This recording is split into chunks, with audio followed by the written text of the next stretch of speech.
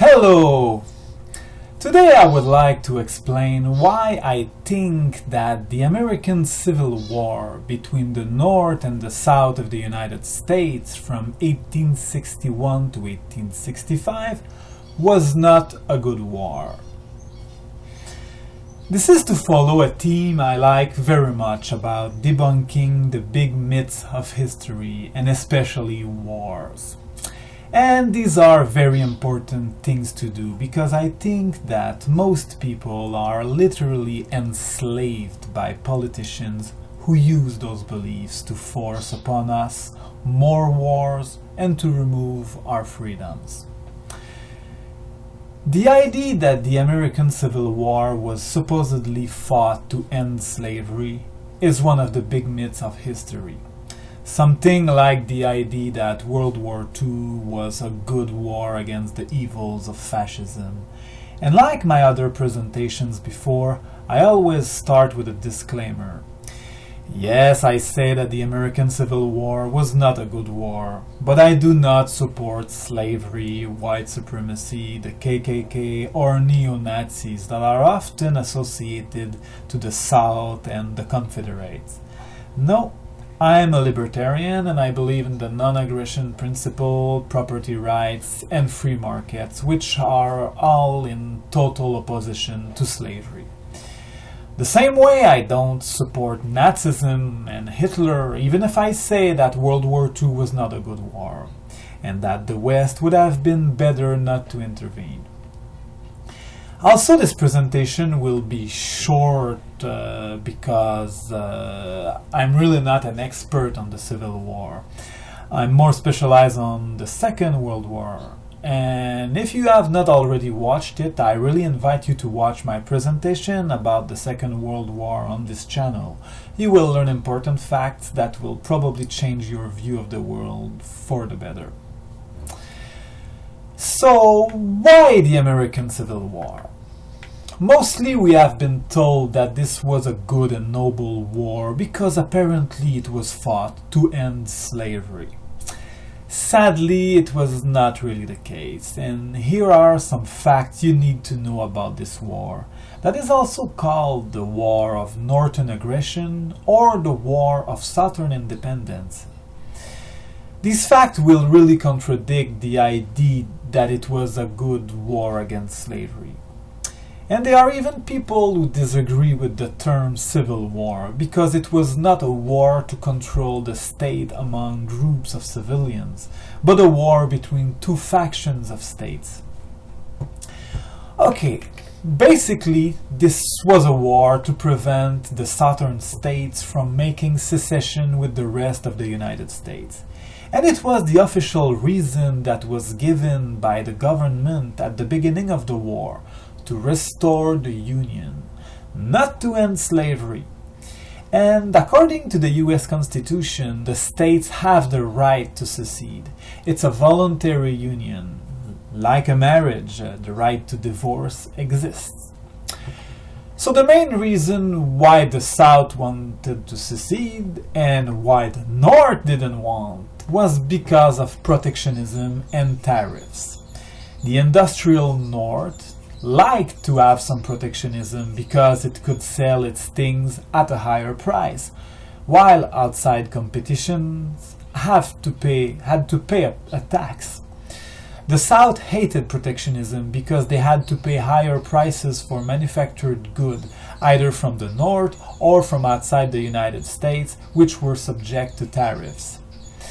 The North had a big incentive to keep the South in the Union. Had the South seceded, many commercial activities would have been lost to the North and would have gone elsewhere. And as often, the war started in a way that the instigator of the war could portray itself as legitimate or in self-defense. In this case, it's Lincoln who decided to send reinforcements to a fort that was in South Carolina, a state that had just seceded. Lincoln used the fact that the South fired the first shot, and apparently there were probably no deaths, I think, at that moment.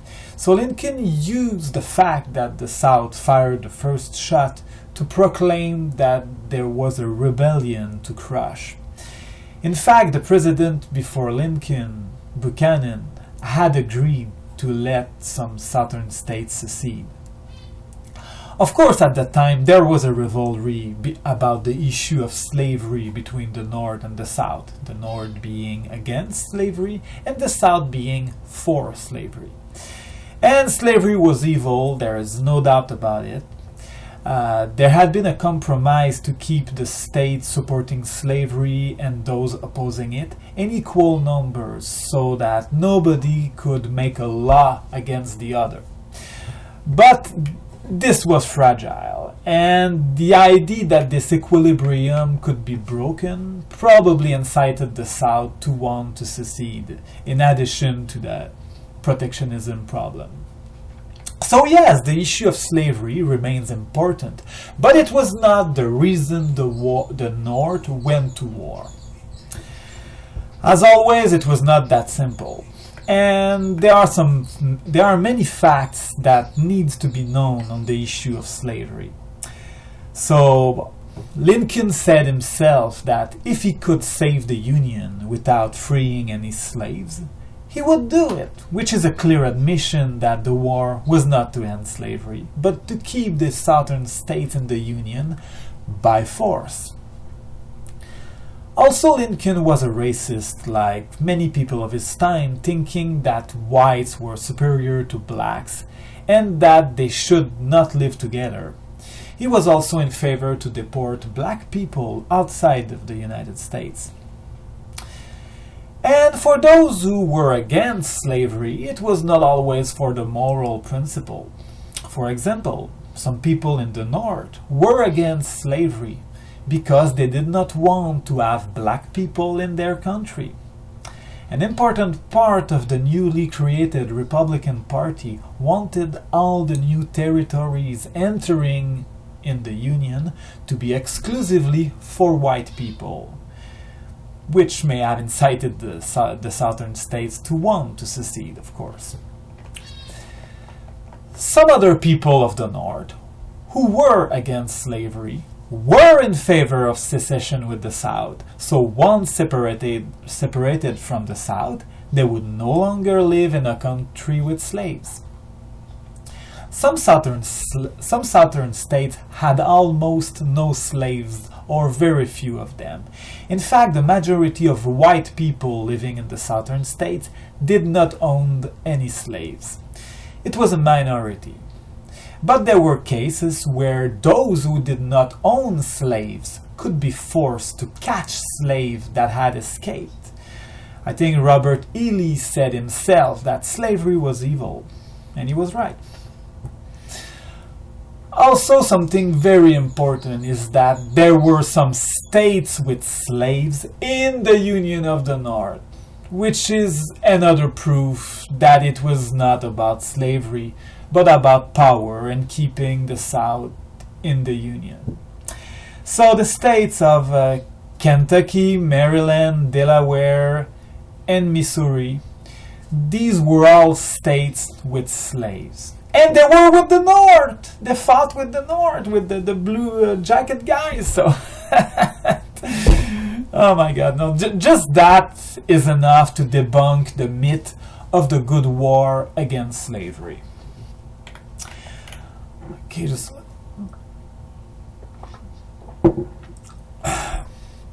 okay.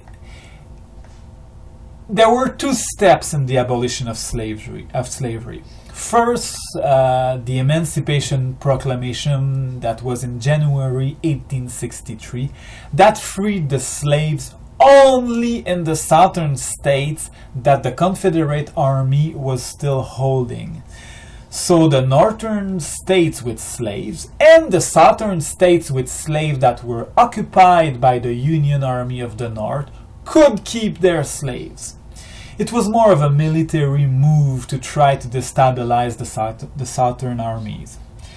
So slavery was only fully abolished in December 1865 with the 13th Amendment, 8 months after the end of the war. This is very hypocrite. and again is enough to destroy the myth that it was a good war against slavery. And here another very important thing to think about is that if the North had really been sincerely against slavery and had really wanted to end it, it could simply have get rid of its own laws forcing to repatriate to the South and to its owner a slave that had escaped to the North. In many cases, the slaves had to flee up to Canada to be safe and free. And by letting the southern states secede, that would have been very easy to do, because by doing that, enforcing slavery would have become very expensive. And in many countries, slavery collapsed on itself by this way. Many abolitionists were in favor of letting the South secede for this reason. This way would have cost a lot less than 4 years of war. The British Empire did not need an internal war to abolish slavery. They did it peacefully in 1833 by a Parliament Act. And I'm not trying to portray the British Empire as good and noble. They did awful things. But for their way of abolishing slavery, they did it better than the United States. So the federal government of Lincoln decided to impose conscription to millions of white men of the North in a war where nearly 1 million people died, not to free the slaves, but to maintain the power of his government over the South. And seriously, conscription is a terrible form of slavery. Ask yourself, if you would have the choice for the same amount of time, what would you prefer between picking cotton in a field or being cannon fodder? You cannot claim to be morally against slavery and then impose conscription and other losses of liberties. No.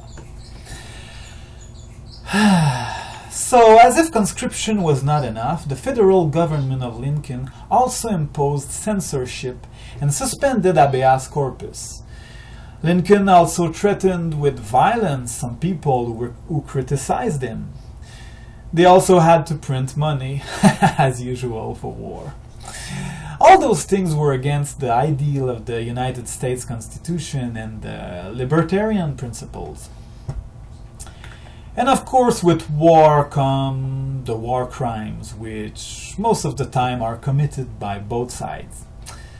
But it's to the North that belongs the guilt of initiating the war against the South, who wanted its legitimate independence guaranteed by the Constitution. There are examples of southern towns being completely destroyed by the northern armies of General Sherman. And there is no doubt, as I said, that slavery itself was a crime. But like I said, the war was not intended to end slavery, and it was probably the worst solution. And as I said, conscription is a horrible form of slavery itself. So, okay, Lincoln may have died, but his legacy has continued up to the present days with the progressive ideas that the state and its monopoly on violence is the solution to most problems, and especially through wars. I'm sure Woodrow Wilson was inspired in some ways by Lincoln's use of war, conscription, censorship, mass arrest, and suspension of habeas corpus when he decided to enter the First World War, which had terrible unintended consequences in Europe, like making possible Nazism and communism. The way the South was occupied after the war may also have incited many people into extremist ideologies like the KKK that was founded right after the war. Most wars are based on lies. But with the legacy of Lincoln, wars can be sold as noble causes to free some specific group of people, always by enslaving more people into it. Yes, it's true that the slaves were freed, but it was done in the worst possible way. I'm sure there exist many more facts to debunk the myth of the good American Civil War. Please let me know if you think I missed something or if you think I'm wrong. I will be pleased to have a conversation with you. So for some references, you can look at Tom Wood's book, The Politically Incorrect Guide to American History, and of course, there is a Thomas DiLorenzo's book on Abraham Lincoln, which I think is the best reference. So thank you very much for listening. If you think this has value, you are welcome to like, to subscribe and share. And if you want to have a conversation with me, I will be glad. See you next time.